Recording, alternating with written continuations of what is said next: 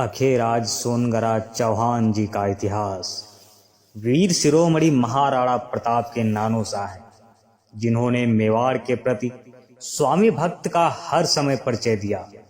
महाराजा अखेराज सोनगरा भारत के इतिहास में प्रसिद्ध चौहान वंश की वीर परंपरा में पाली के शासक महाराज रणधीर सिंह चौहान के पुत्र थे, जो अपने समय के कुशल नीतिज्ञ और प्रसिद्ध योद्धा थे।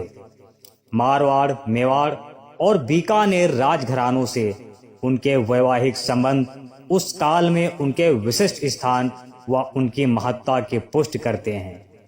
अखेराज सोनगरा ने मारवाड़ के मेवाड़ के कई सैनिकों अभियानों में भाग लेकर अपनी वीरता का प्रदर्शन किया था।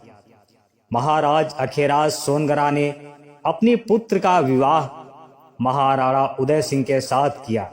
क्या विवाह होते ही उदय सिंह को मेवाड़ के उमरावों के साथ, चौहानों के साथ मारवाड़ का समर्थन स्वतः हासिल हो गया, क्योंकि अखेराज सोनगरा व राव मालवदेव के समय में महत्वपूर्ण पाली के शासक थे। अतः मारवाड़ के प्रसिद्ध वीर कुंपा, जैता आदि मारवाड़ की सेना लेकर अखेराज सोनगरा के साथ बनवीर से लोहा लेने में मेवाड़ पहुंचे। महोली के निकट घमासान युद्ध हुआ, जिसमें दासी पुत्र बनवीर हार कर भाग गए। अनंतर पाली, मेवाड़ व मारवाड़ की संयुक्त सेना ने चित्तौड़ पर अधिकार कर महाराणा उदय सिंह को राजगद्दी पर बैठा दिया।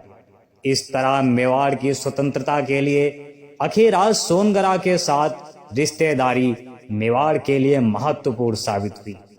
जोधपुर के राव मालवदेव व मेड़ता के वीरमदेव व बीकानेर के कल्याण के आपसी कलह के चलते शेरशाह सूरी की चढ़ाई की खबर राव कुंपा ने अखेराज सोनगरा के पास पाली भेजी।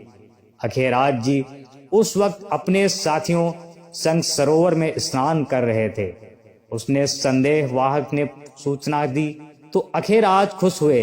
अखेराज सोनगरा का मानना था कि क्षत्रिय के लिए युद्ध में प्राणोत्सर्ग करना गर्व की बात है, और इस अवसर की सूचना उसे आज ही मिल गई। अखेराज सोनगरा ने खुश होकर अपने हाथों से स्वर्ण के कड़े उतार कर रेबारी को बधाई के रूप में प्रदान कर दिए। सूचना के बाद अखेराज सोनगरा अपने पुत्र भाड़ सोनगरा के साथ अपना सैन्य दल ले शेरशाह सूरी के मुकाबले के लिए सुमेलगिरी राव कुंपा के पास जा पहुंचे। किसी षड्यंत्र की आशंका के चलते राव मालवदेव युद्ध क्षेत्र से अनेक सरदारों के साथ जोधपुर किले में चले गए।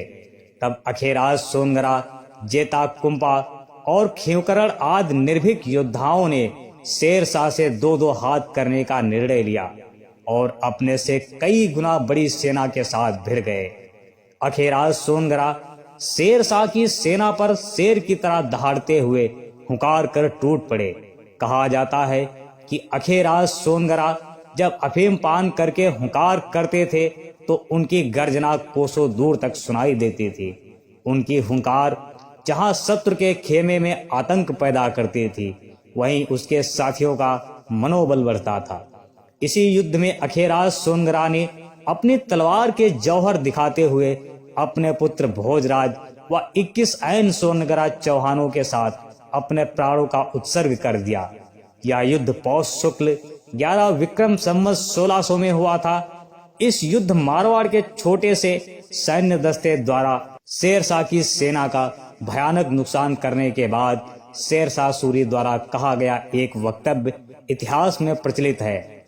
बोल्यो सूरी बैण यू गिरी घाट घमसाड़, मुट्ठी खातर बाजरी खो देते हिंदवाड़। अर्थात मैं मुट्ठी भर बाजरे के लिए हिंदुस्तान की सल्तनत खो देता। बहुआमी व्यक्तित्व के धनी अखेराज सोनगरा शकुन विद्या के भी अच्छे ज्ञाता थे। उन्होंने अपने सैनिक अभियानों व प्रशासनिक कार्यों के अनुभव पर सुगनावली नामक ग्रंथ की रचना की थी, जिसमें शकुन देखने के विधि दिशाओं का ज्ञान, रोजगार के जाने, राजा के मिलने, युद्ध अभियान के लिए प्रस्थान करने, कामदार आदि कर्मचारियों की नियुक्त करने या हटाने, राजा का राजधानी से प्रस्थान करने, बारात प्रस्थान, अकाल सुकाल वस्तुओं के मूल्य घटने बढ़ने, जलाशय तथा कुआं खुदवाने इत्यादि अनेक विषयों पर अच्छे बुरे शकुनों की जानकारी सरल भाषा लिपि में की गई है। मैं नमन करता हूँ अखेराज सोनग्राज चौहान जी को, जिन्होंने अपनी वीरता से इस भारत भूमि को बचाया। जय जय माँ भवानी, जय राजपुताना, जय छात्र धर्म, जय जय श्री राम।